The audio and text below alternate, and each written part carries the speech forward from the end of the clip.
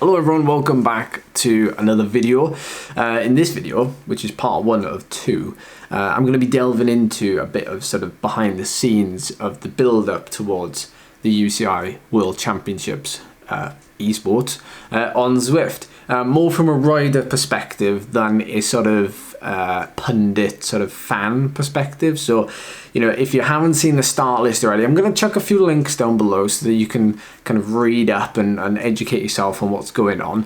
If I don't get to anything in this video, but you want to see it in the next video, then leave a question down below and yeah, I'll try and get to it. Like I said, I want to sort of delve a little bit deeper as opposed to, you know, the more obvious sort of things. So let's start with bike selection. Now, bike selection for the World Championships is open. Basically, every wheel and every bike, aside from the Tron and obviously time trial bikes, etc., is a level playing field. So you can ride or whatever bike you want, really. The other thing that's neutral as well that you probably already know about is the kickers. All right, we're all going to be on the same Wahoo Kicker V5. I know you can't see it very well down there.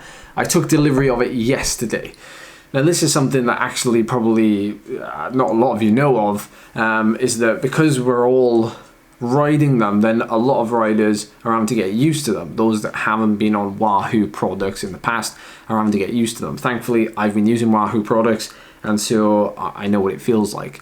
Now, the idea behind this is so that everybody is sort of on the same equipment. Now, the idea would have been to get everybody in one location somewhere in the world, and we'd all be in like one giant stadium or something, and it would be a lot easier to sort of manage. But we have to do it the way we're doing it. Instead, we're doing it from our own homes, which is kind of like what this whole platform was designed for in the first place, which is pretty cool. Now, I don't get to keep that. I got to send it back, and it's got to be tested and everything else to make sure that basically competitors hasn't been tampering with it, which is fair enough. Now, in terms of verification, those of you that follow Zwift racing, especially sort of the higher echelons then, the dual recording and the verification process of like submitting data both in real life and testing indoors on this kicker is needed. So you send that off via like a Google form. Powerups, I'm sure you've heard, but there's going to be, well, multiple places to pick up Powerups.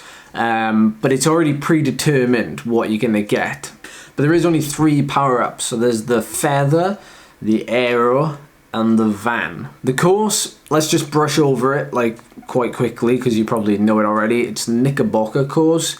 It's going to be like 2.5 laps, if you can call it that. So we take in like a 3-minute KOM, basically 3 times. But the third time we finish on top of it.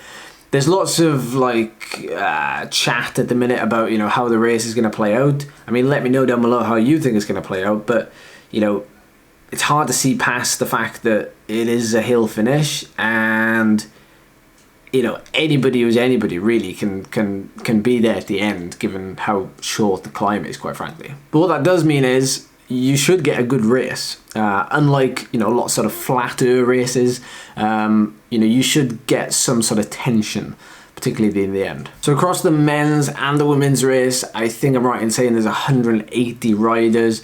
I think there's 80 or 90 riders in the men's race. Now, I'm not going to go into, you know, the details because that's more for, you know, you guys to delve in and educate yourself on. I'm not going to talk too much about, you know, who's racing, who to watch, both the men's and the women's. I'll actually be really excited to watch a women's race, quite frankly. We'll see how it goes. But best of luck to everybody racing anyway, if I don't see you before then. Okay, this brings me on to the next point, which is anti-doping. Now, you'll remember probably back last year when there was lots of news coming out about the fact that, you know, because it was a little bit last minute, riders couldn't get onto the National Federation teams because of sort of procedures where they would need to get on a testing pool. So really what that means is you need to put a rider on like a whereabouts system where you need to tell UK Anti-Doping or, you know, World Anti-Doping where you're going to be. So I've had to fill out more forms where I basically say where I'm going to be for a 1 hour time slot every day for those 7 days, which is no problem because, well, I don't go anywhere anyway.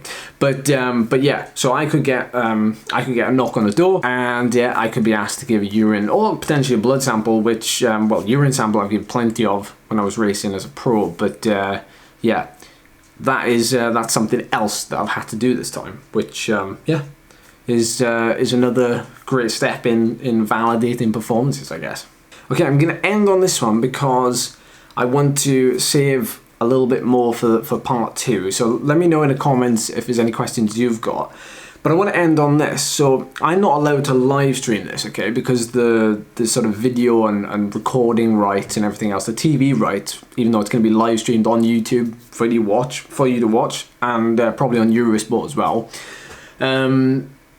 I'm not going to be able to live stream it. I'm also not even going to be able to sort of record and then, you know, create some content and then upload it, you know, a week, 2 weeks, 3 weeks afterwards.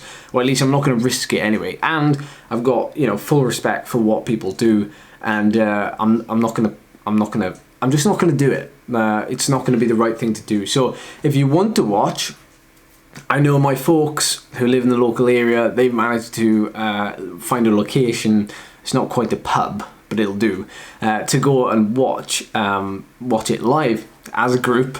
I think it's 10 of them, and they're going to watch it on a big screen, and they can have a whale of a time. So that's something that you could possibly think about doing, but your support would be incredibly appreciated as always. So that's going to be in the part 1.